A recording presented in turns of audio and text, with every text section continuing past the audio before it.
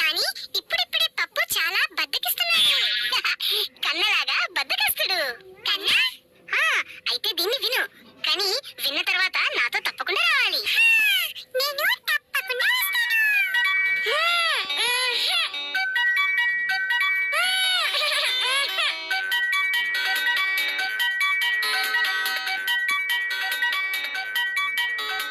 తోటికి వెళ్ళు కన్నా, తోడేలు వస్తుందమ్మా.